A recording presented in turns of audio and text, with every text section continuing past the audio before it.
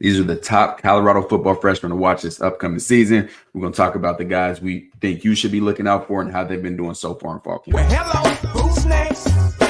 Can't nobody stop us cause we bump and grind. Well, hello, who's next? Are you capping, talking sauce, and do your words match your video? Well, hello, who's next? Can't nobody stop us cause we bump and grind. Yo, what up, world? How's it going? It's your guys, Buffed and Prime, back again. CT the Fan, T Cal. Sir, We here, man. How you doing, bro? I'm good. Ready to talk about these top freshmen to watch who we've been able to. One, we did videos way back and looking at their highlight tapes from high school, but now we're able to get some glimpses and, see stuff here and there from fall camp. So we're going to talk about what we've seen. Number one, it's not really in order, but these are who to watch. So Brandon Hood, you can go over his info and then we'll talk a little bit about him. Yo, world, check out Brandon Hood, man. He's recovering he tore his ACL in 2022, towards the middle of the season. That's his junior year in high school. So his senior year, he was in recovery, and then they pulled him out. They said, okay, you know what? We're just gonna go full-time recovery. But he did play in 5 games and as a junior before he tore his ACL. He had 484 yards, 5 touchdowns, almost 7 yards a carry. When I tell you, you go check out his his film breakdown we did. But that dude can run. And he also played quarterback, 7 passes, 114 yards. We spoke with his brother. He said he's at 5'10", 200, running a 10.8. I said, man, that's moving. He's moving. So when we see him in these well-off clips, he's like a freight train when he hit that sideline. So I'm like, man, he got me excited. It's the running back room. I think, I really think somebody's gonna surprise us out of that room. I mean, it's so early. I know but I really think between Brandon and Micah, I think one of them is gonna surprise us. It definitely, I expect somebody to surprise us. And he had fantastic film from his sophomore year. Junior year ended up getting hurt. Curious to see. I mean, he's been looking good in the videos, been looking fast, but curious to see how they use him or decide to use him this year. I know a lot of people are talking about him potentially redshirting, which they did with Alton McCaskill last year, which was kind of similar situation, except when fall camp started last year, Alton, he didn't get it even into contact until, I don't even know if he got to the point he was going to contact until like the week before the first game. Whereas Brandon Hood, he doesn't have a yellow jersey on; he's just rolling. So that's one that if you see the breakdown we did, if he can get back to that form, he could be really exciting for Colorado. Then we got Michael Welch. Talk to me about Michael Welch. We just talked about so Michael Welch, man, his career total, he almost had 4,000 rush yards and 47 touchdowns. Man, 2023, he had 118 carries. This is senior year of high school, 895 yards and 8 touchdowns. He also had 254 receiving yards, 210 kick return yards. The guy could do everything. He ran track, 100, 200, 4x100, 400. At 5'9", 205, Coach Prime went and this is after we just did the TCU live watch party, and you look back at that running game, then these boys got size and they got speed. And I'm excited. I'm excited about Mike. He was back even in the spring. Yeah, he was popping off, you know what I'm saying? So, man, like I said, I feel like one of these freshmen is going to make an impact. Definitely. I'm curious looking at these stats. He only had 900 yards and 8 touchdowns his senior year, which means he would have had 39 touchdowns the 3 years before. So it looked like the stats went down some, and that's not a ton of carries. So maybe he didn't play some games, but that's a curious thing to note. But yeah, people saw him having highlights in the spring. So curious to see what he's going to do in the fall. Like we always talk about, we can't see everything. We see what is given to us. So can't make, huge judgments off of this way or that way, but definitely a freshman to watch. And then we got Drelon Miller. Drelon Miller was ranked 9th best player in Texas. I think ESPN had him as the number 2 athlete in the country. Played wide receiver, running back, quarterback, 50 catches for 1,000 yards, 11 touchdowns. This past year? That's his past year, senior year. 237 rush yards, a touchdown, average 10 yards a carry, 6'1", 195. Yeah, he is dynamic player.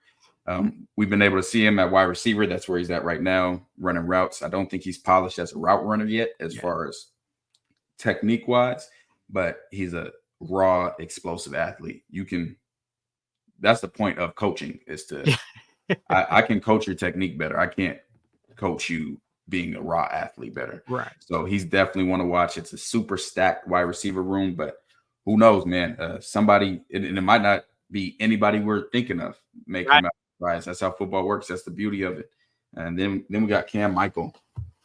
Consensus 4-star, 3 years on varsity, played running back, quarterback, receiver, DB, everything. Right now he's at receiver for Colorado.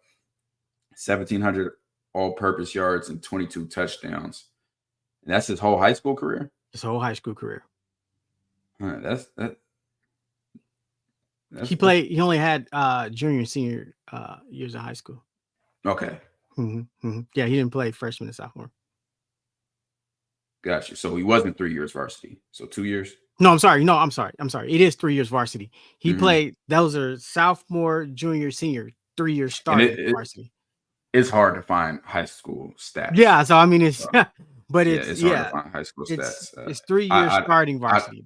I'd assume he has more than 1,700 yards, especially with 22 touchdowns, 11 passing touchdowns. Were those interceptions he threw? Or no, those interceptions he caught on defense. Yeah, 3 interceptions he caught on defense. 6'1", 190. We've seen him since summer workouts. Looks like a really twitchy athlete, which I mean by that is quick twitch, super explosive, super fast. So, yeah, we're excited to see how he's going to contribute. And him and Drelon go into that stacked wide receiver room. But I think somebody like Cam Michael and Drelon, I think they can really make an impact in the return game. So would love to see them at punt return and kick return. And we got the Michigan all-time sack leader for Division I, Brandon Davis-Swain. We've been watching our videos of fall camp. I've asked multiple times who is number 91 because he's jumping off, and it's him. Crazy stats: 276 tackles, 95 tackles for loss. Is absolutely unfathomable. Bro, his stats is insane. When I was researching, 2 interceptions, forced fumble, 15 catches, 310. I didn't know he had rushing touchdowns too. Eight touchdowns on offense. That's awesome. 6'4", 260. I think he's heavier than 260 now. Yeah, I know. I pulled it from the Colorado website, but he looks heavier than 260. Yeah. I think he's heavier than 260 now. And yeah, we watched his tape. He played primarily defensive end from what we saw, I believe. But now they've kicked him down. He's playing more inside defensive tackle. And that's a room. I think there's going to be a lot of surprises in the defensive line room. I think if I'm a freshman, that's probably the place I want to be outside of tight end.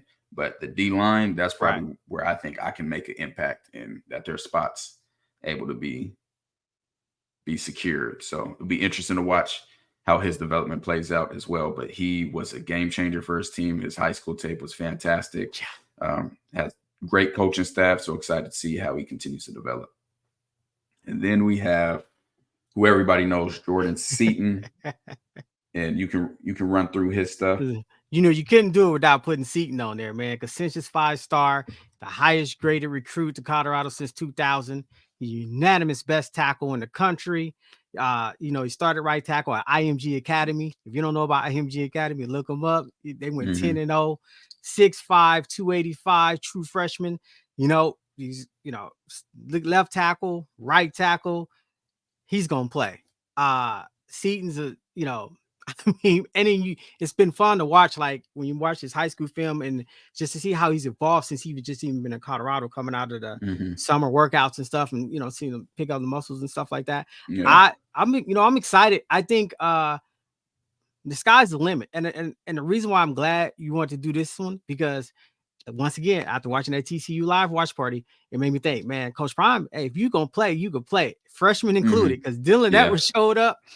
Absolutely. Let me tell you. And as a true freshman, like, hey, if you can ball, Coach Prime is going to give you that opportunity. That might be the best true freshman debut I've ever seen in the history of college football. Like that. Stuff like that doesn't happen. Unfortunately, he wasn't able to carry it through the season. But yeah, Seaton, now tackle is a hard position. It's a huge difference from high school to college because of the speed change and size change.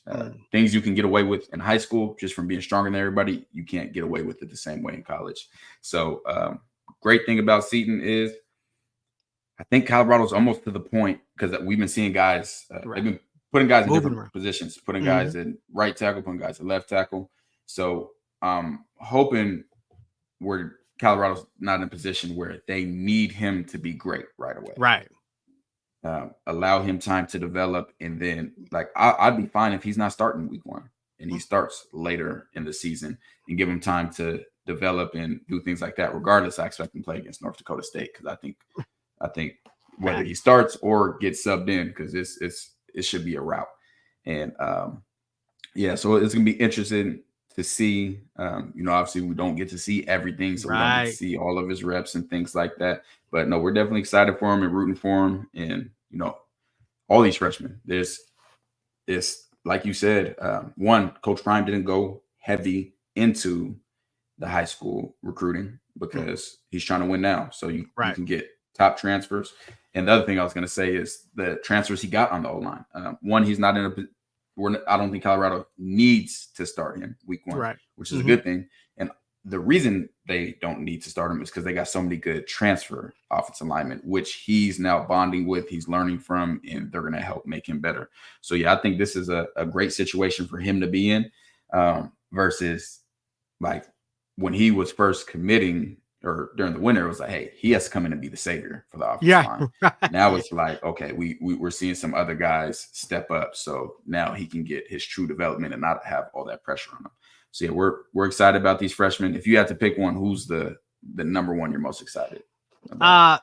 I would say Drelon Miller. I just think, man, I actually went back and watched this tape, and then I looked at the stats, and even doing the well-off clips we've been seeing, I'm like, Drelon got a possibility to do some crazy things this season. And it's not just his highlights. I've seen, I'd watched a bunch of videos on him way back when, and it was the clutch moments in games. Like there was one that was like a 4th and 20 in the state championship, and he gets the conversion, and like he has that dog mentality for sure. So I'm not going to take yours. I'm good with you.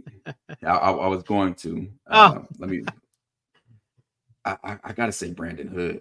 If we can see what we saw before, that another change of pace back who can receive out of the backfield, who can catch the ball and just get loose, man, I think he could be a better Dylan Edwards. Like as far as he's faster than him, he's shiftier, and he's bigger. Yeah, so, he's bigger, bro. I would love to see that happen. No, I agree.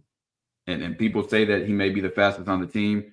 Colton Hood said that he's the fastest, Brandon's older brother. But you can only trust so much from Colton, because Colton thinks he can beat me in college football. So you can only trust so much of what he says. But definitely excited about all these freshmen.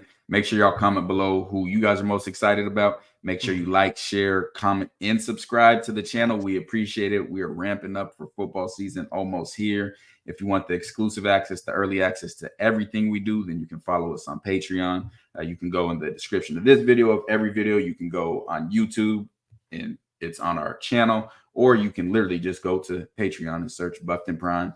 We're 350 plus in there right now, and it's only growing before the season. Patreon. Great community in there. Private chat, private live watch parties, which we just did our first private live watch party of the TCU game from last year. That was awesome. That's on YouTube. So yeah, man, we appreciate y'all support, and we will see you on the next episode. CT, what you got to tell them? Okay, to evolve. Who's next? Who's next? Who's next? Do your words match your video? Yeah, this for my boy TKL, CT the fan. Yeah, we on that buff train, man. Yeah, them boys, they put it down. I watch them every day. Hey, they gonna put you on a pillow, but they gonna put you down there where you belong. They ain't gonna care for you. Nah, they ain't gonna care for you. Yeah, they gonna love on you. They gonna tell you what to do to get yourself better. It's on you, baby.